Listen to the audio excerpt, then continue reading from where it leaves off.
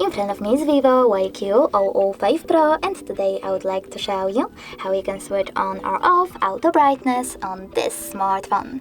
You need to begin by opening settings and choosing display and brightness. Now tap on this switcher next to auto brightness feature, and as you can see after that, adaptive brightness is on. If you wish to turn it off, just click on the same switcher. But you can always go into tab menu as well and click on this A icon on brightness slider. If it's yellow, that means that auto brightness is on. If you wish to turn it off, click on the same icon. Thanks so much for watching. If you enjoyed this video, don't forget to leave a like, comment and subscribe. Bye!